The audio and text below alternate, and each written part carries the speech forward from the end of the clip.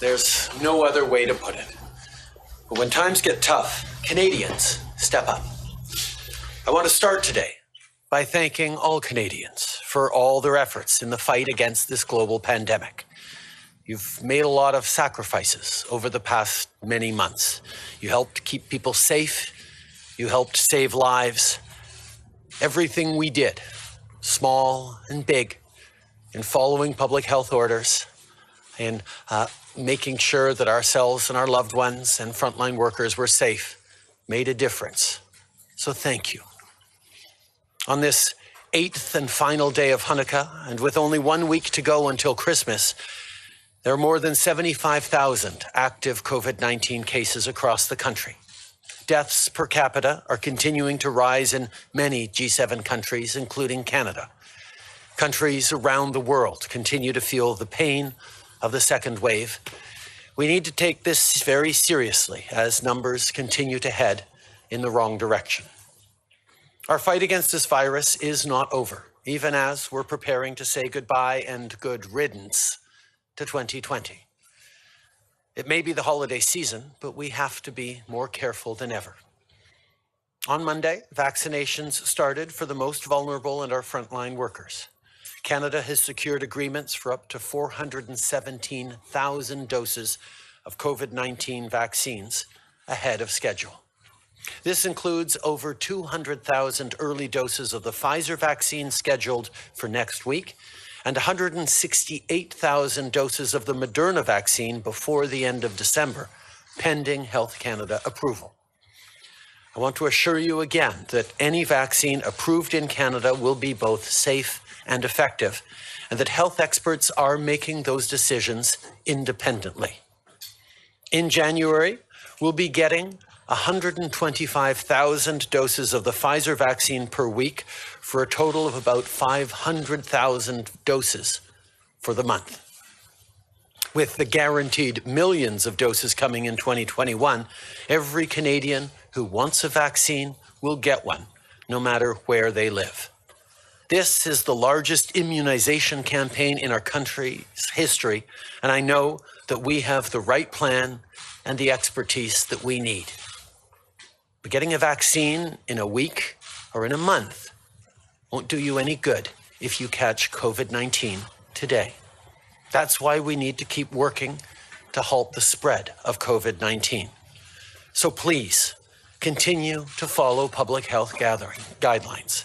Avoid gatherings, practice social distancing, use the COVID Alert app, do the right thing for the most vulnerables, and think of being careful as a gift you can directly give your fellow Canadians, especially frontline workers who continue to step up every single day to keep us safe, to keep Canadians safe.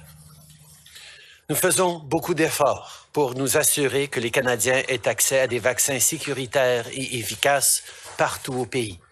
En même temps, nous travaillons aussi à nous procurer et à développer des traitements pour combattre la COVID-19 ainsi que d'autres infections virales. À ce sujet, j'annonce aujourd'hui un investissement de près de 9 millions de dollars par le biais du Centre national de recherche du Canada pour soutenir le développement de ces traitements. Cet investissement ira vers 4 compagnies pour leurs candidats de traitement contre la COVID-19, dont 2 à Montréal et 2 à Vancouver. Il est important de continuer à développer des solutions ici au Canada afin de lutter contre la COVID-19 et de se préparer pour d'autres éventuelles pandémies. C'est en travaillant avec les chercheurs, les scientifiques et les entreprises que nous allons y arriver. For many Canadians, the holidays are a time to cook good food and have a few extra pieces of dessert because, well, why not? But for far too many others, the reality is very different, especially during this pandemic. More than a third of Canadians who rely on food banks are children. That's unacceptable. In a country like Canada, no child should go hungry. In October, our government announced another $100 million under the Emergency Food Security Fund, doubling our investment from the spring. This morning, Minister Bibeau outlined the details of where that additional funding will go, including $30 million for food security in First Nations, Métis, and Inuit communities. With these funds, food banks, local food organizations, and Indigenous groups will be able to purchase and safely distribute food to help vulnerable people and communities. I want to say a special thank you to all the volunteers and workers at food organizations who've stepped up to help their fellow Canadians. I met many of you virtually in October, and I remember you sharing how you had to adapt really quickly when the pandemic hit. Thank you for your work, your time, your generosity, and for your commitment. Je sais qu'on aurait tous espéré que la situation soit différente pour les fêtes. L'année a déjà été difficile et on vous demande encore de faire des efforts. Mais c'est pas le temps de lâcher. Il y a de l'espoir. On sait que les vaccins arrivent. On n'était pas sûr qu'il allait y avoir des vaccins contre la COVID-19 quand on en parlait il y a 6 mois. Mais nos chercheurs, nos scientifiques ont fait un travail incroyable ici au Canada et à travers le monde. Et on sait maintenant que cette pandémie a une fin et elle s'en vient. Mais elle n'est pas là encore. On a des millions de doses de réservées pour les Canadiens.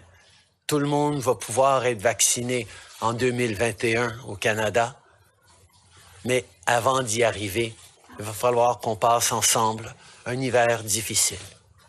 Alors continuez de faire ce que nous faisons depuis des mois, de faire attention, d'éviter les rassemblements, de suivre les consignes de santé publique, de télécharger et d'utiliser l'application Alerte COVID, d'éviter des rassemblements. Noël ne sera pas pareil cette année, mais ça va être encore un moment, ça va quand même être un moment pour être là, virtuellement ou en personne pour les plus proches, pour réfléchir à cette année difficile, mais surtout réfléchir à comment on a pu passer entre de dizaines de milliers de Canadiens qu'on a perdus, mais de redoubler notre engagement pour avoir un Noël en 2021 encore meilleur et de loin meilleur que celui qu'on passe maintenant. On pourra le faire, mais il va falloir continuer à tenir bon. On peut offrir notre vigilance en cadeau aux travailleurs de la santé, ceux de la première ligne qui sont là pour nous protéger, pour continuer à travailler même pendant le temps des fêtes pour sauver des vies. Nous avons tous un devoir de les protéger et nous avons la capacité de le faire. Continuons de faire ce dont on a besoin et on va passer à travers. Since the beginning of this crisis, our government has done everything we can to protect you and your family. We've sent millions of pieces of PPE to the provinces and territories. We've created special programs for families and workers who needed it. We've supported small businesses so that they could stay open and hold on. We've presented historic measures to rebuild a more resilient economy that works for everyone. Now, I know that this won't be the kind of holiday season we might have hoped for, but that doesn't mean we can't feel hopeful about what comes next. When this new virus started spreading, few people thought we'd have an approved and safe vaccine so quickly. So thank you to our scientists, to researchers, and to experts around the world who stepped up and worked incredibly hard. You've all done incredible things this year, and it's important that we keep supporting you in the work you do, and that we keep listening and trusting you in your expertise and your work to keep us all safe. The vaccination campaign has started. Millions of doses are already secured and will be coming in the coming months. We planned thoroughly. We're relying on advice from the best experts, and we're working with the provinces and territories to roll them out. Canada has the most vaccines secured per capita and the most diverse portfolio of vaccine options in the world. We're also doing our part to help developing countries get access to more tests, treatments, and vaccines so we can fight this pandemic everywhere. There are reasons to be hopeful for 2021. Just like through this spring, summer, and fall, we will continue to be there for you. We will have your back, every step of the way, we will do as a government whatever it takes for as long as it takes to keep you safe and supported. We're coming into the final miles of this crisis, and we can't give up now. So stay home, stay safe, and we will get through this together. Joyeux Noël tout le monde. Merry Christmas, Happy Holidays, and mostly Happy New Year.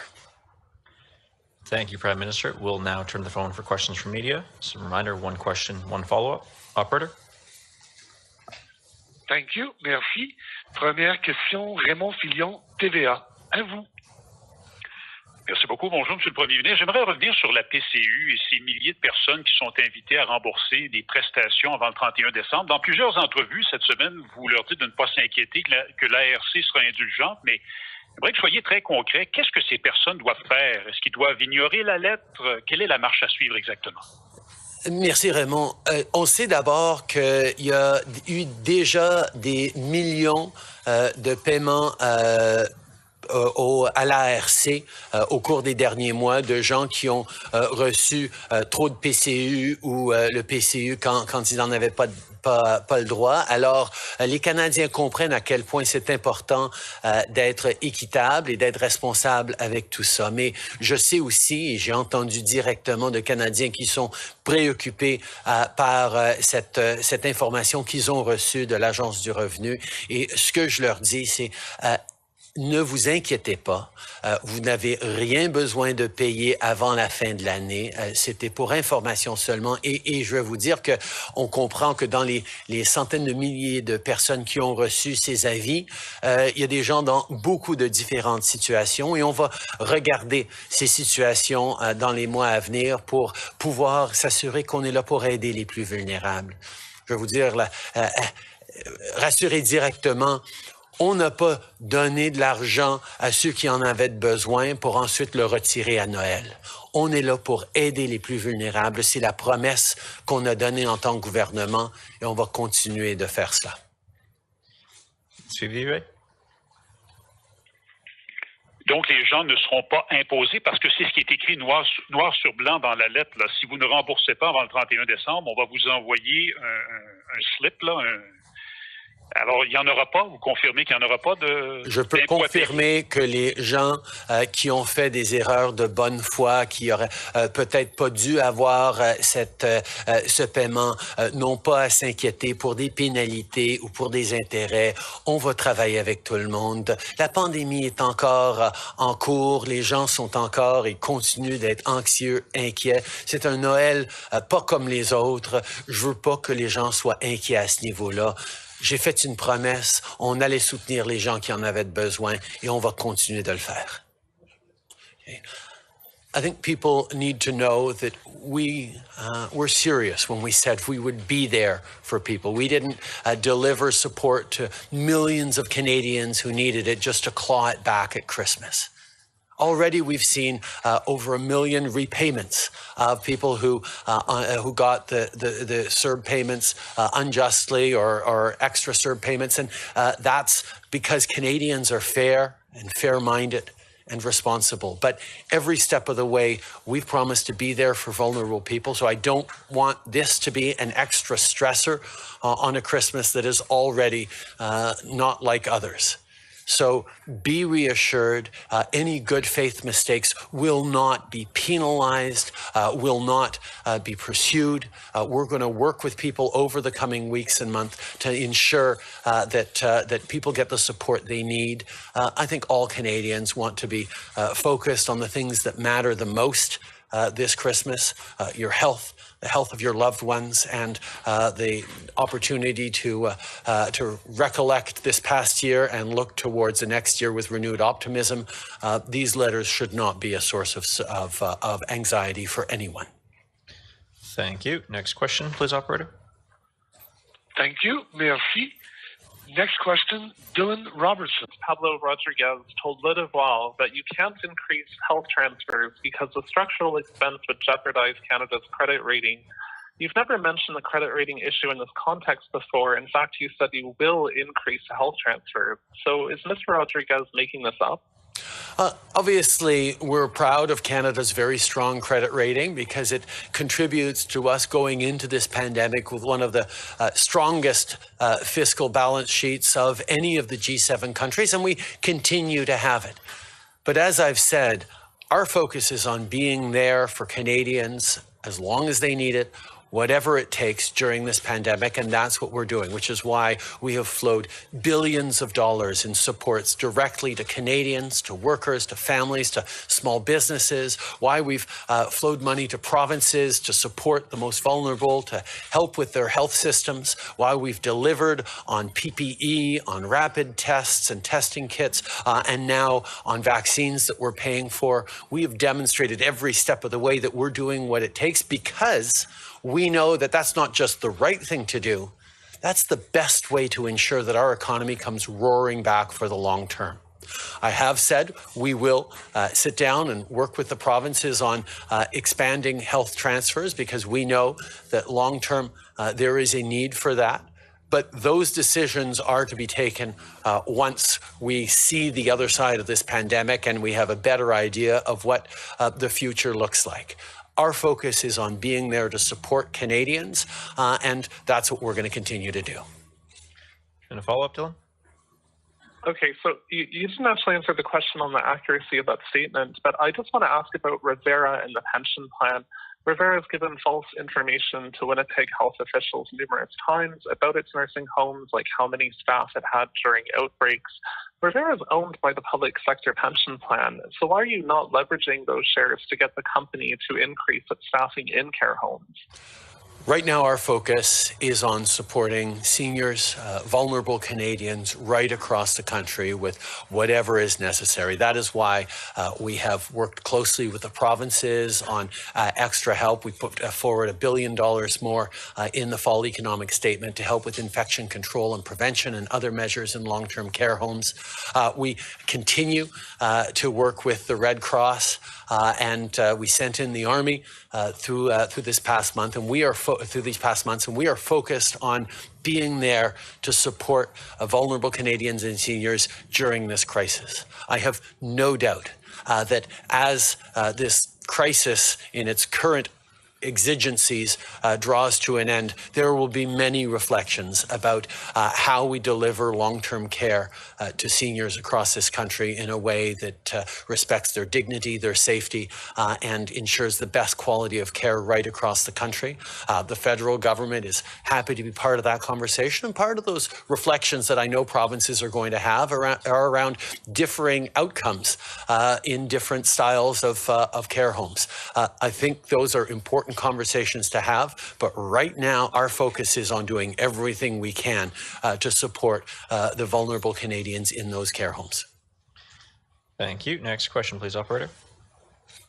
Thank you. Merci. Next question, Tonda McCharles, Toronto Star, line open.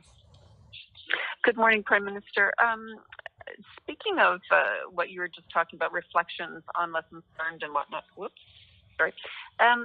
You spoke, when you spoke to us after you met with the premiers, you said that you thought it was necessary to take lessons on public health from what was happening in this pandemic, and that we had to learn lessons just as we did through SARS. And yet I don't hear you ever suggesting sort of what that looks like. I know there's an in-house lessons learned exercise going on at Health Canada, but can you speak more specifically to how you would like to see that lessons learned exercise unfold? Is it a federal inquiry? Do you think each province has to undertake their own? What do you see?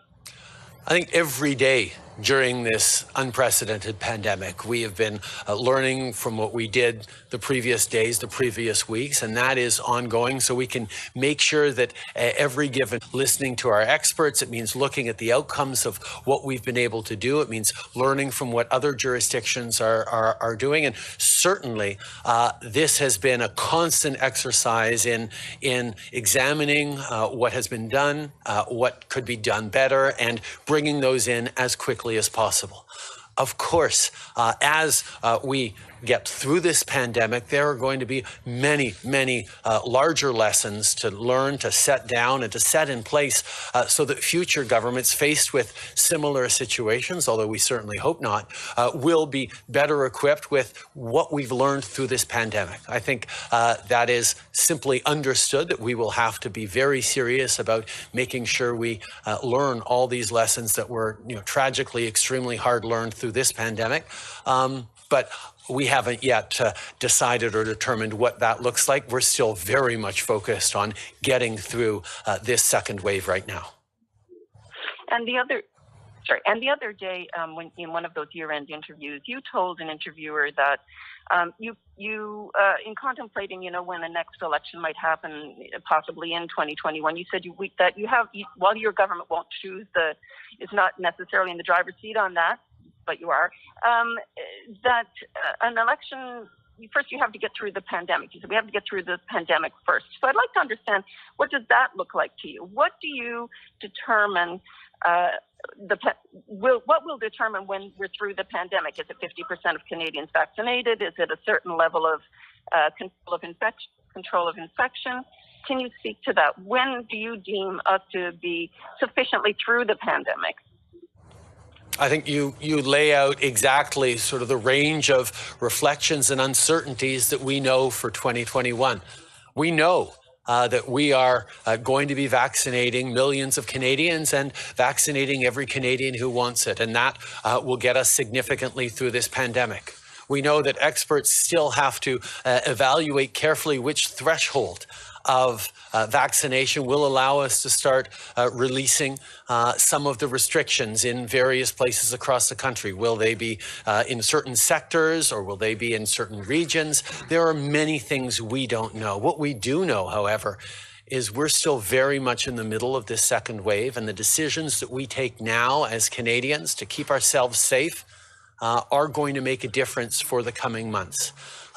As to political considerations and what decisions happen around elections, well, we will see, because that's not our focus right now. Our focus is on supporting Canadians now and in the months to come, and getting them vaccinated as we get through this pandemic. And Glenn McGregor, CTV News. Prime Minister, the United States is expected to vaccinate about 10 times as many people per capita as we are by the end of the year. And this schedule of Pfizer deliveries you just mentioned looks like the rate of deliveries is going to be constant. It's the same rate we're receiving them in December as we'll be getting in January. My question is, what are you going to do to close that gap, given that the strategy you've talked about, the broad variety of candidates, is kind of a gamble? We don't know they're going to be approved. We don't know when they're going to be delivered. But we do know at the current rate of the one approved vaccine, the Americans are going to vaccinate a lot higher percentage of the population before we do. What do you tell Canadians about that gap? Indeed, we have secured, as you point out, one of the best ranges of vaccine portfolios of any country in the world, and we've secured more potential doses per Canadian than anywhere else. So we know that while it is important, and it is great news that we're starting to vaccinate now in December ahead of schedule, it is once we get a significant proportion of the population vaccinated that we will start to be able to look at loosening restrictions. The Americans have a healthcare system that will have challenges and will have successes. We have our own process. We're focused on our own process to make sure that as many Canadians as possible get vaccinated as quickly as possible with vaccines that are safe and effective and approved by Health Canada. We are, of course, watching approvals elsewhere around the world, but the decisions made as to what is right for Canadians and what is safe for Canadians will be done by the Canadian experts who are putting our safety first with a gold standard of approach that is the envy of the world. We will continue to focus every step of the way on delivering safe, effective vaccines for as many Canadians as possible, as soon as possible. En français, s'il vous plaît, Monsieur Trudeau. Nous allons continuer de nous concentrer sur l'importance de livrer des vaccins sécurs et efficaces au plus grand nombre de Canadiens le plus rapidement possible. Effectivement, on a le meilleur portfolio de vaccins potentiels de bien des pays et on a aussi plus de doses potentielles par personne que bien des pays. Mais en même temps, nous savons ça va être encore bien des mois avant qu'on atteigne un niveau où on va pouvoir relâcher certaines restrictions. Et pour ça, il va falloir qu'on écoute nos scientifiques pour mettre les Canadiens à l'avant-plan au niveau de protéger leur santé, leur sécurité. Bonjour, Laurence Martin de Radio-Canada. Bon, sur la PCU, je comprends que vous dites que vous n'allez pas abandonner là, les Canadiens qui sont dans le besoin, mais il y a quand même des travailleurs autonomes qui n'ont pas beaucoup d'argent, qui vont devoir la rembourser, cette PCU. Et en même temps, il y a des entreprises qui ont profité des subventions salariales pour enregistrer des très gros surplus, pour verser des dividendes à leurs actionnaires. Et eux qui ne devront pas rembourser cette subvention-là, est-ce que vous reconnaissez qu'il y a une injustice? On faisait face à une pandémie, à une crise sans précédent. Et en tant que gouvernement, il a fallu qu'on fasse une décision. Est-ce qu'on analyse chaque demande au mois de mars et avril pour s'assurer qu'on est en train de donner seulement de l'argent à ceux qui en ont vraiment le besoin et le plus besoin, y compris dans une situation où on ne savait pas exactement ce que les semaines et les mois à venir allaient donner? Ou est-ce qu'on allait prendre une décision d'aider les gens rapidement et suffisamment pour pouvoir passer à travers cette pandémie? Effectivement, c'est un choix que le gouvernement a fait, de dire on va aider les gens et par la suite, on va regarder comment on peut s'assurer que ça a été équitable, comment on peut empêcher ceux qui auraient pris avantage ou exiger des remboursements de ceux qui ont voulu faire de la fraude. Mais ce choix d'aider le plus rapidement possible, le plus de gens possible, c'était le bon choix pour le Canada. Déjà, on a vu que même avec toutes les tragédies qu'on a vécues, la pandémie a frappé moins fort que dans beaucoup d'autres de nos pays alliés. Et en plus, quand on regarde les emplois qui sont revenus au Canada, on est rendu à 80% des emplois revenus qui avaient été perdus à cause de la pandémie, et les États-Unis sont à peine à 60%. Donc, on a fait le bon choix, mais effectivement, maintenant, on va être en train de regarder comment on doit continuer d'aider ceux qui sont encore vulnérables, et si il y a des gens qui n'ont pas été corrects dans la façon, ou des entreprises qui n'ont pas été correctes dans la façon qu'ils ont utilisé ces subventions ou cette aide. Mais la décision de base d'être là pour les Canadiens, c'est la promesse que j'ai faite dès le début. Nous allons nous assurer que c'est le plus équitable possible. Mais d'aider les Canadiens, je fais aucune excuse à ce niveau-là. OK, donc juste pour que ce soit clair, les entreprises qui ont abusé des subventions salariales, qui ont fait des profits avec des subventions salariales, vont devoir les rembourser dans les prochains mois. On va regarder les règles, si les règles ont été suivies, si tout a été équitable comme il devrait l'être. Mais notre choix, ça a été d'aider d'abord et avant tout à passer à travers cette pandémie et regarder par la suite qu'est-ce qui a été bien utilisé et qu'est-ce qui a peut-être été une opportunité pour certaines compagnies de profiter d'une pandémie, parce que c'était pas ça le but. English, please. I think people know we made a choice as a government, not a choice that every government around the world did, not a choice that every political party might have made, but we made a choice to help Canadians rapidly at the very start of this pandemic, flowing supports to families, to workers almost immediately, and supports to small businesses and businesses of all sizes rapidly afterwards. And that has worked. That has worked to keep food on the table, to prevent Canadians from plunging deep into debt. It has also worked to hold on for many small businesses and main streets across the country that will be able to, instead of having to rebuild from scratch when this pandemic is done, will be able to simply reopen. That's going to help us come roaring back. And we're already seeing the impact of that choice we made to help Canadians have positive echoes. People have seen better health outcomes than many of our peer countries around the world in terms of fighting COVID-19. People are also seeing 80% of the jobs that were lost because of COVID-19 already back in our economy, whereas the United States are just around 55 or 60% of those jobs come back. So we've done well because that was the right decision to take. But that choice to get help out quickly to everyone meant that we understood that after the fact, we would have to look at things and see if it was done fairly, if people took advantage of this in improper ways. Like I said, good faith mistakes will not be punished, but there are people who committed fraud and companies who perhaps profited in ways that is not right. And those are things that we will look at. But again, the focus on this pandemic is getting through it. And I think that's what Canadians expected. Hi, Prime Minister Tom Perry, CBC. I'm just wondering if you've heard anything from Pfizer about whether they can ramp up deliveries as the year goes on. If you've heard from other companies about how quickly they can deliver, just to get an idea of how quickly vaccines might be coming in. And also, if I could just put a second part on this.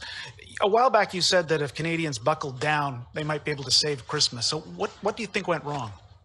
I think, first of all, we continue the deliveries of Pfizer, but as we've said, with potential Moderna vaccines arriving before the end of December, pending Health Canada approval, and the Pfizer vaccines already coming in and reaching Canadians, we are very confident about our ability to vaccinate 3 million Canadians at the very least by the end of the first months of 2021. But there's much more to do, and we will continue to work with all the vaccine companies. In regards to Christmas, at Thanksgiving, we saw that cases were rising, and we continue to be in this second wave. But I know that Canadians have been doing the right kinds of things across the country. And yes, people are tired and people are frustrated and cases are still creeping up in some places and going in the wrong direction overall. But I've seen it in the conversations I've had, in reports from across the country, how Canadians get it, that we just need to hold on for a few more months as vaccines are starting to arrive, and we'll get through this.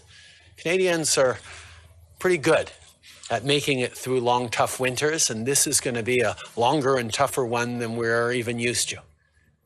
But I know, because I've seen people there for each other, people wanting to do the right thing, even though it's hard, that we're going to be able to keep cases under control because Canadians stay focused on the things that matter. Prime Minister Michael Couture from Global National. Despite what you just said in Canadians doing the right thing, in Ontario today we're seeing over 2,000 cases again, and we're going into a period where people are likely going to want to try and bend the rules a little bit. Because of the holidays, they want to get together with people. How frustrating has it been for you that no matter what you say out here and no matter what Dr. Tam says, that the numbers continue to go up somehow? I think the vast majority of Canadians are being incredibly thoughtful about what they're doing, about how they're keeping themselves, their loved ones, their parents and grandparents, frontline workers safe. But we've seen the challenges of this coronavirus hit extremely hard in communities across the country and indeed in countries around the world. That's why we need to continue to remain vigilant and attentive. But the uncertainty we've had over the coming months, when we didn't even know whether or not there would be a safe and effective vaccine, has now been lifted to a large degree. We know that there will be an end to this COVID crisis. We know that vaccines provide an end, and it's coming. And as tough as this winter is, the spring will be better and the summer may well be much better. But to get there, we have to keep hanging on. To get there, we have to stay disciplined and be there for each other. Because I know as much as many of us want to see our loved ones this Christmas that we won't be able to see except through a TV or computer screen, we also want to be able to see them and give them big hugs next Christmas And our capacity to have them here with us next Christmas depends on all of us thinking about doing our part this Christmas and in the coming months of this winter. Je pense que les gens continuent de faire leur part. On voit que les gens portent des masques, ils gardent leur distance, ils suivent les consignes, même si c'est difficile. Les Canadiens, on est bons à vivre des hivers difficiles. Notre pays, c'est pas un pays, c'est l'hiver. On le sait, on le sent dans tout ce qu'on est. Et cet hiver va être difficile et on va devoir passer à travers. Mais on sait que le printemps s'en vient, puis le printemps va être meilleur. Puis l'été pourrait être encore beaucoup meilleur. Mais à ce moment-ci, il va falloir qu'on réfléchisse à ce que, oui, on veut voir nos êtres chers et nos amis ce Noël. On va seulement pouvoir les voir à travers l'écran d'un ordinateur dans bien des cas. Mais c'est pour pouvoir les voir l'année prochaine, Noël prochain, pouvoir se rassembler et célébrer sans trop d'autres tragédies, sans trop d'autres pertes de parents, de grands-parents, de personnes vulnérables. Tenons bon comme on sait le faire en tant que Canadiens et on va passer à travers. Hello, Prime Minister. Mike Blanchfield, Canadian Press. As you bid good riddance to 2020, what is your message to the Chinese government on how they ought to be treating Michael Kovrig and Michael Spavor? And could you please clarify earlier remarks you made this week about whether or not you are actually optimistic they will be getting out anytime soon, or if there's any tangible sign of that? This will be the third Christmas that Michael Kovrig and Michael Spavor spend in arbitrary detention in China. It is incredibly frustrating to me that the Chinese government continues to not understand that Canada is a country that respects the rule of law and will continue to. That we are a country that rejects coercive diplomacy and arbitrary detention, and that China's approach in the way it's been conducting itself is not improving its relations with any country around the world, and indeed is harming its own interests. We will continue to pursue every avenue to bring the two Michaels home as soon as possible. And I remain hopeful to get good news an hour from now, a day from now, a week from now, a month from now. We continue to work and be optimistic that we're going to be able to bring them home. But we will not put in danger other Canadians, and we will not flinch in our defense of the rule of law and of the values that Canadians hold dear. We will continue to stand up for our interests and our citizens every step of the way. Merci beaucoup tout le monde. Thank you guys. Merry Christmas. Wow. I can't. I'm not speechless. Wow. More of the same from pandering Justin Trudeau. Welcome aboard. This is Canada. Standing up to China? Dude, I'm pretty sure you are training their troops. What? Teaching them how to, I don't know, fly commercial airlines at an old base? What the talk about an overreaction. Obviously, I gave Justin Trudeau room to impress me. I was hopeful when he was elected. I have not always hated the man. I always knew that he was very, how do you say this?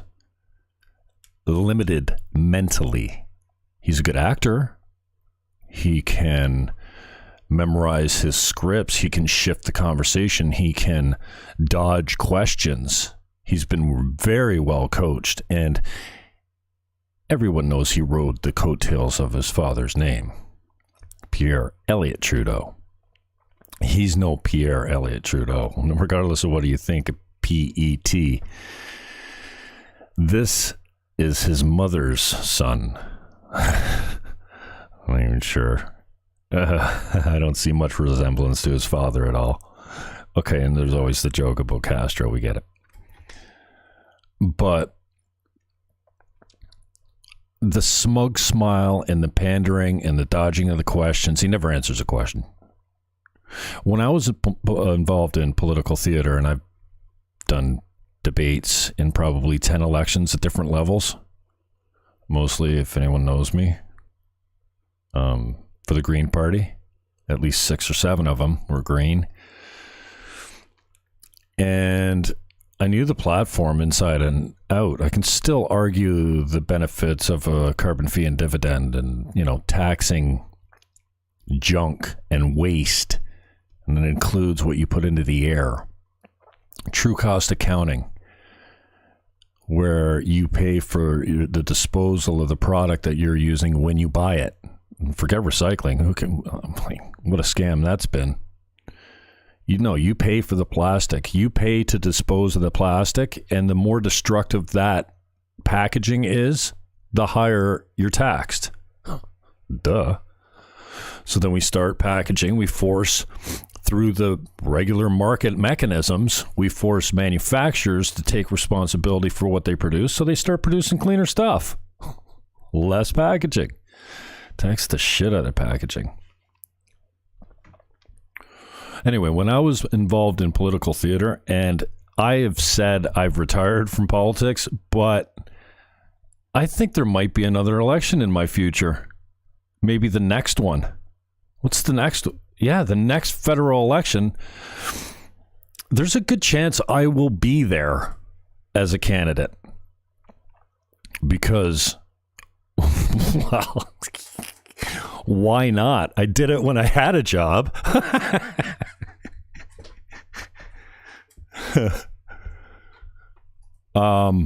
And I think I have a party I can back. And if you've seen my interview with Max Bernier, you'll know what I'm talking about.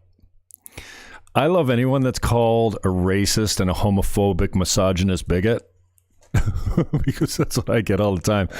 So, Nazi, that's cool. You know what I mean?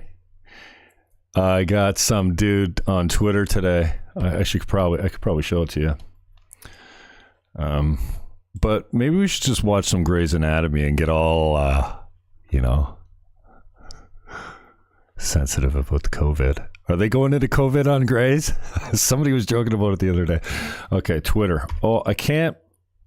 Oh, let's see here. Huh. What the fuck? Wow, this is strange. Huh. Where was I going? I was going to show you something on Twitter.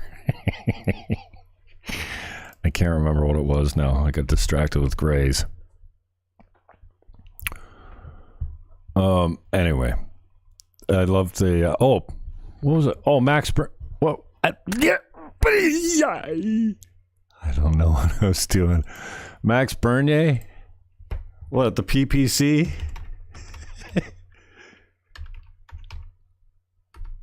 Anyways, I lost my, I forgot where I was going.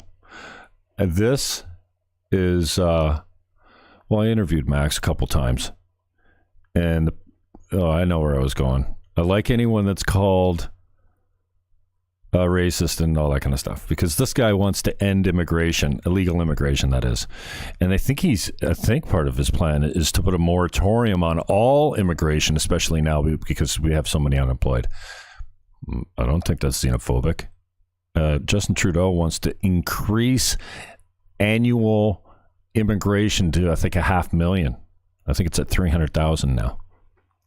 I'm just going by memory, but But anyways, I interviewed Max the other day, and I'm putting my email together right now, and I'm going, okay, put me in touch with him. I want to help out. Fuck, maybe I'll be a candidate. Oh, can you imagine me as a PPC candidate? Oh, no. You're not ready for me. My poor father, he hates it that I am so open and outspoken. Not because I'm open and outspoken, because my openness and outspokenness gets me like a target on my back with so many people. And people that should know and get and understand where my heart's at and what I'm all about, right? Like, you don't run 6 times as a Green Party candidate without like giving a shit about, important things. Duh. I'm just not a lefty anymore. And now that I'm not a lefty, fuck, man, the level of hate and violence directed at me now, I never got that as a Green. I was a fun Green candidate. I knew my stuff. I could debate. Oh, that's where I was going. I could debate my ass off. I was funny.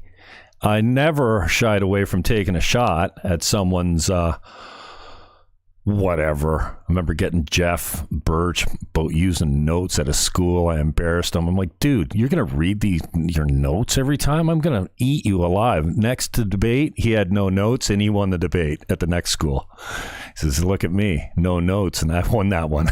Way to go. The only place I've ever been elected was at a student vote. You can look this up. Secord.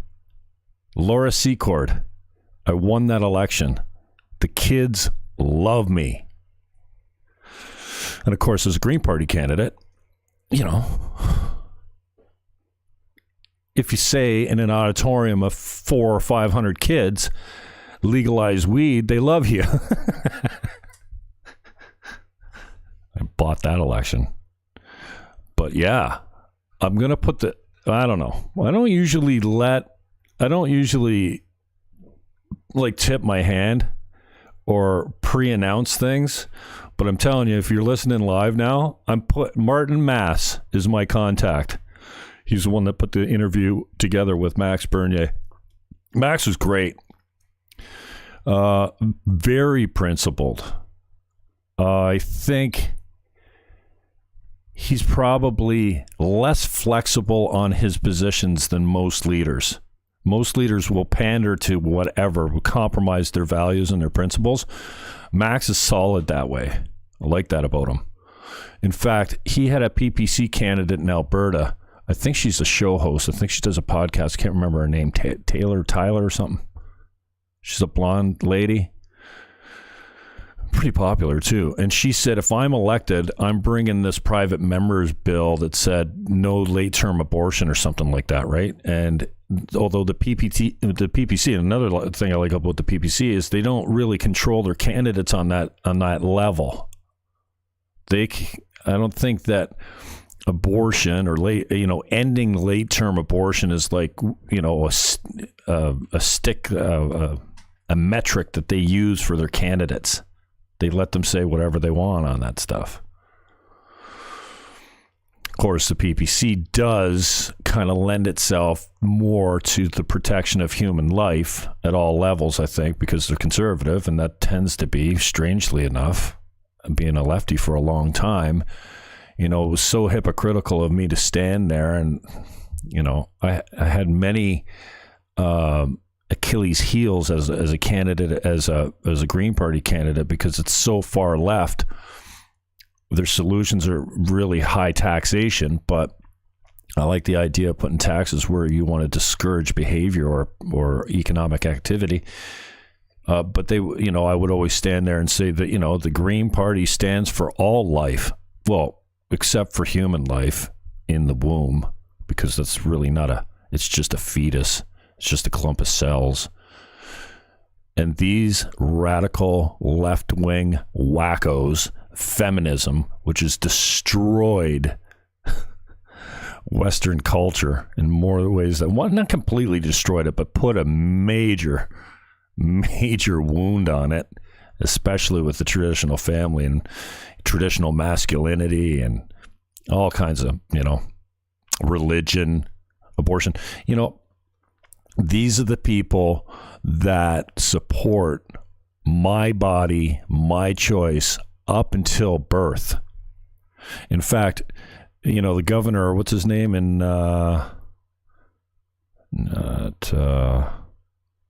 was it Georgia? Governor of Virginia? It'll come to me. Was on a radio show.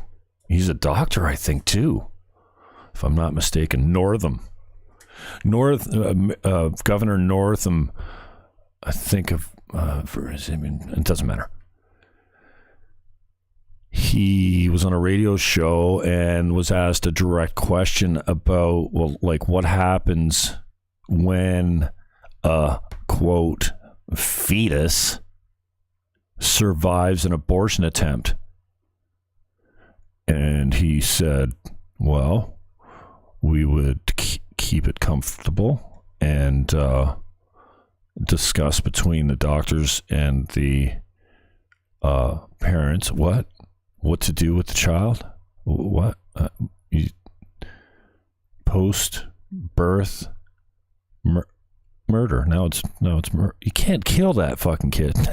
He survived your monstrous attempt at ending its life, and now you're going to discuss between the invested parties what to do with that living being. Northern, look it up. He used to be on my old YouTube channel.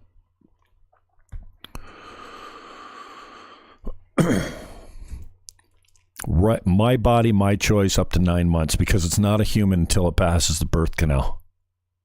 There's so I want to see never anyone ever be able to get an abortion. I'll be really moderate in my position and go 6 months. No, and I think that most people would agree, in the moderate middle, which is the majority, which is probably 90% of us have similar values. It's only the wackos on the extremes that don't get it. I think 90+% of most people would say you shouldn't be able to get an abortion after 6 months. Duh. I'd start there. I'd take that as a win. Oh, well, we can't have that conversation because you don't have a uterus. Fuck that. What a lame attempt at censorship and just devaluing a solid argument that abortion after 6 months should not be available to anyone for any reason. Ever. Illegal. A doctor performs that surgery, he's done forever. You're out. You'll never practice again. That's radical, eh? So we know another federal election's coming up soon, and they're getting ready for the provincials too. The provincials, we're in a majority situation of the provincials, so they have to go by 2022. And there's local, if you're a conservative, they're already nominating candidates for the provincials. I haven't talked to these guys at the PPC, but I'm going to. One, because it seems like Max is like a one-man show. It doesn't seem like he's got much infrastructure. And I don't think... No, it doesn't matter. I'm not going to get into that. Anyway, interesting. Tough building a new party. He's only been around for one election, I think. They ran a number of candidates. I voted for it. I almost ran last time. I guess I'll have to get my updated criminal background check and vulnerable sector clearance again. I've always got one for church because I watch the kids. You can't watch the kids if you got shit on you.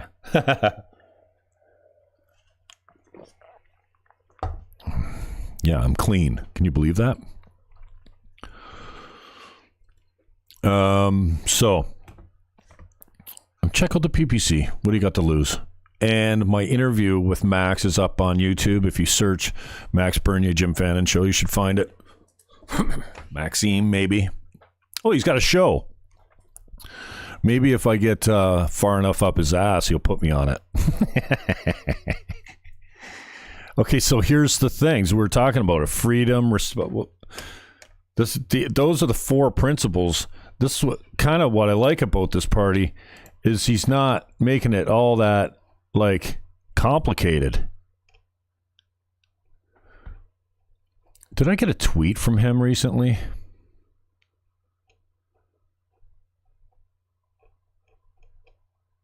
I think I did, actually. I think he might have retweeted. There we go. He did. Oh, this is just the podcast. But he retweeted that out. Oh, got some action, too.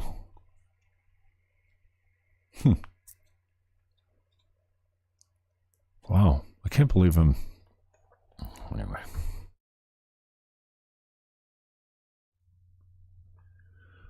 So I don't often come out here after, I carry the Trump stuff. I've been carrying Biden stuff here and there. Biden's so fucking boring. Nobody wants to see Biden. I was carrying some of Ford's stuff. Chuck the Dancing Bear, as I refer to him. I want to try and like Ford, but he's just screwing this up so badly. Mark Wood was active today again on the group of United Restaurateurs and supporters. You know what? Maybe I got too much time on my hands. Maybe I just care too much. Maybe I think I'm better than you somehow. But I'm so frustrated by how people have just fallen in line with the masks outside even. We passed a mask mandate on indoor spaces. I'm not playing that game. I do have a mask coming. I have like a set of masks.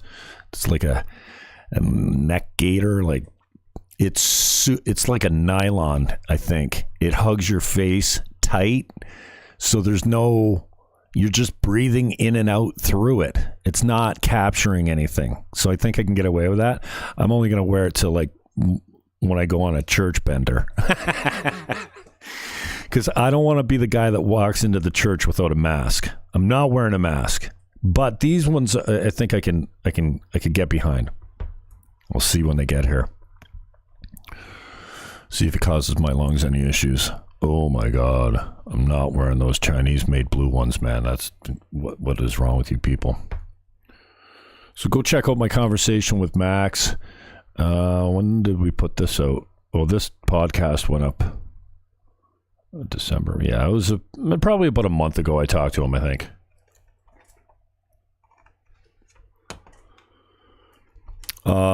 So Michael Johns was a great interview. Michael Johns hit 50,000 views on Trew.Tube on Twitter within a couple days because he's got 250,000 followers and they're engaged. Like he gets as many retweets as you get likes. Like usually mine's like 1 to 10. You get 10 times the likes on something popular or 5 times the likes that you'll get retweets on it. Retweets are always like 1/10 of the likes. You want them to be even. Dude gets them even. Yeah, he's got as many retweets as he has likes, and so when he retweeted my stuff, my account blew up. And 50,000 people watched my interview with him. He's the leader, he was the co-founder of the Green Party, the Tea Party in the States, and he was a speechwriter for Bush Sr. back in the day. Bright guy, dry as toast, unbuttered toast. Dry as a popcorn fart, as my father would say. It was pretty good. I thought it was a pretty good interview anyway. Michael Johns, right? Yeah, fuck, I'm bad with names, eh? What up, Facebook? D-Live, Twitch, what's happening? You're quiet. Periscope. What's up, Periscope? How come I cannot get rid of this card? Move to Twitter. I don't know. Okay, I'm moving to Twitter. Okay, now it's gone. What up, Periscope? Periscope is done in March 31st, 2021. If you're watching on Periscope now, apparently you'll only be able to see my old stuff at Jim Fannon. Now, I don't know. Well, that was an at Jim Fannon Show retweet from Max. Anyways, yeah, Periscope's done. I don't know what the fuck. Way to go, Twitter. YouTube, what up? YouTube is broadcasting right now as 121 subs. Wow. Just flying up the fucking sub charts. I'm broadcasting now live on YouTube as Trew.Tube. 2 words. Trew. Trew.Tube. And Trew.Tube is coming. I got a little stinger for you. I could probably play it if I could find it. Oh, yeah. This is self-indulgent. Completely appropriate for a guy like me. No downloads. I should be able to find this, actually. Intro? No. Outro? No. Well, we could play the outro, too. The outro, I'm not as... Oh, no, this is the one I love. Hang on. Stay with me, kids. Oh, there's no one here. What the fuck? Stay with me. Maybe you'll be watching it later. This is cropped a little bit. Sound up? Yep.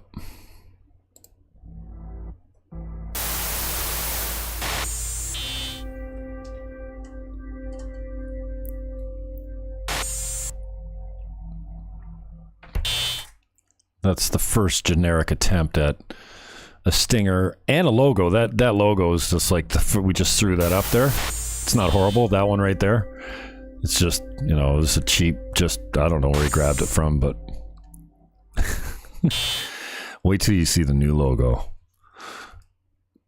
The new logo is going to be a shotgun with double barrels pointed straight at your face. And maybe you're looking down. Yeah, maybe looking down the barrel of a double-barreled shotgun, and through the sight, we'll put this little TV in the sight with a reference to YouTube and censorship somehow. It's coming.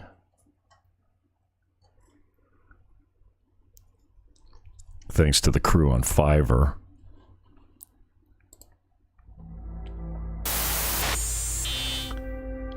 This is actually cropped badly.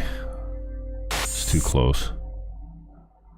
But yeah, so Trew.Tube is coming. The site is being revamped again, so it's kind of it's nothing. It's a shell right now.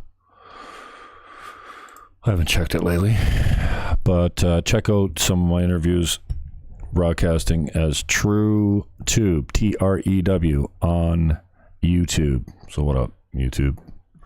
Not signed in there, but there's one watching. Wicked. Fake book. Lisa, what's up? Lisa's into... You guys come here because you hate Justin Trudeau, don't you? Brian, you're a dick. Brian, take it easy, man. It's the leader of our country. Oh, do you mean me? Oh, sorry, that's my new nervous tick when I see his face. Okay, I gotta get out of here. Brian, what's up? Thanks for coming in. Lisa, what's up? Carla Schwartz, holy cow. Where you been, girl? That's a blast from the past. What up? Wally, always participating. Thank you. Getting my gear up a little bit on Fakebook, because Fakebook was a place where people, the left gave me a hard time after I left the left. The left don't like me no mo.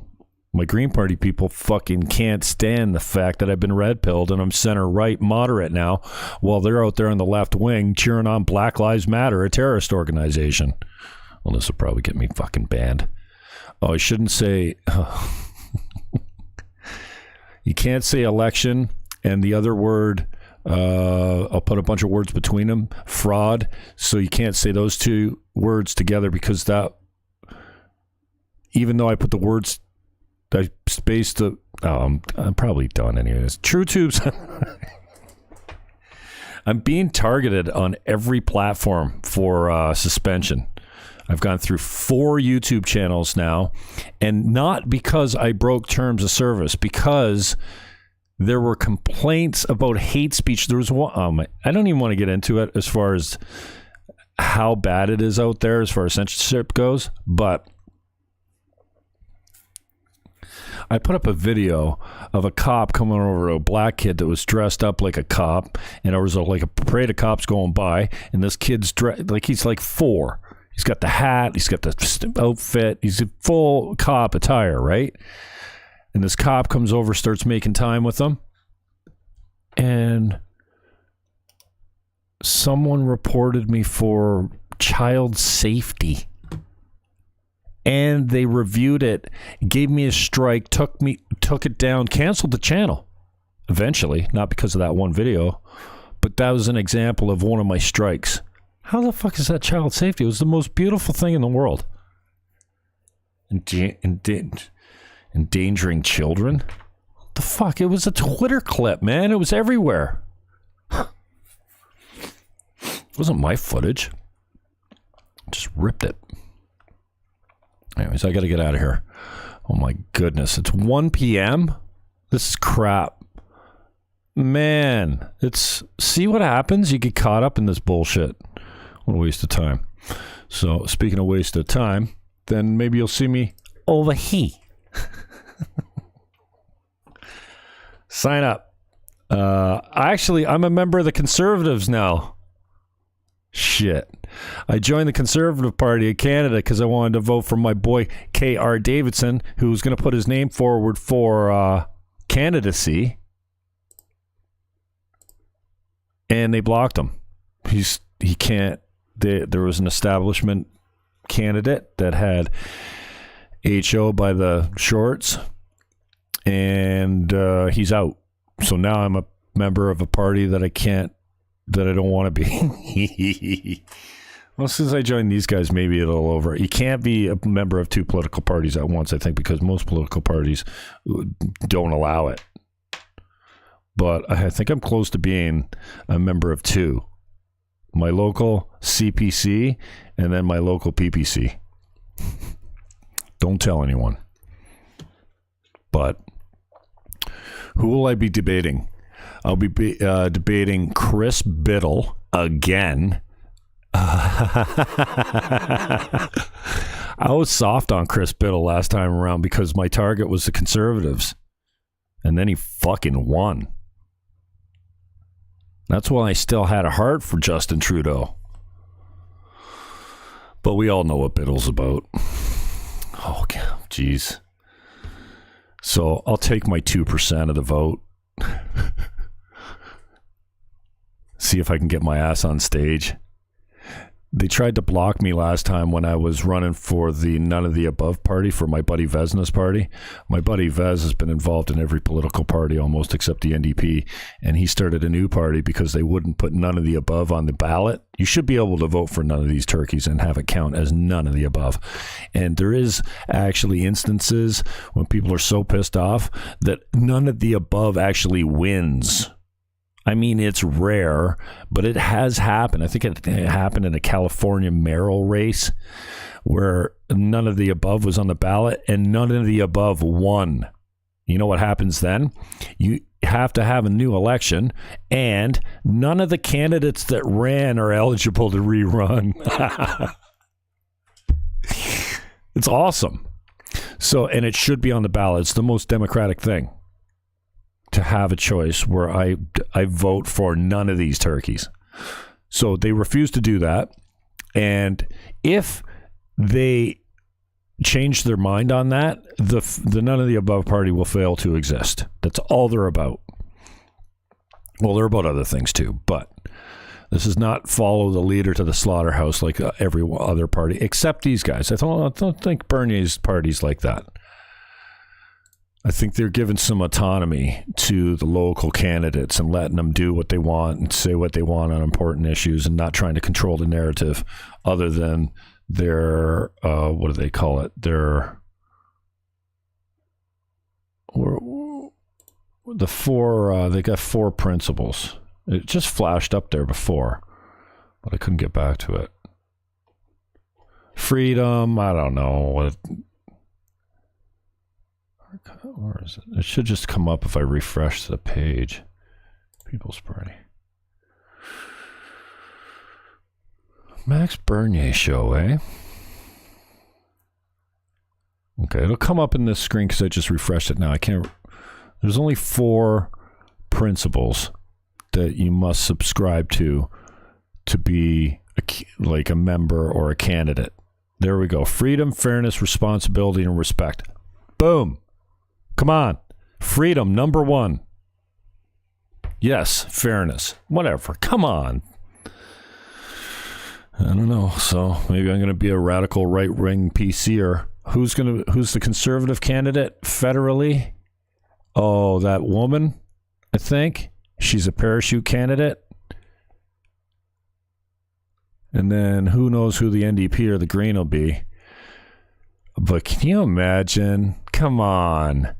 Jimmy Fannon now at 52. The first election I did, I was 24. I had stage fright. I'm seasoned now. And the political debate is theater. And it's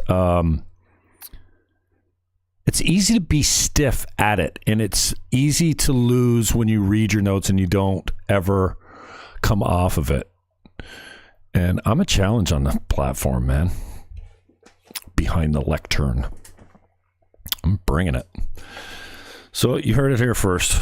I don't usually drop announcements first, but if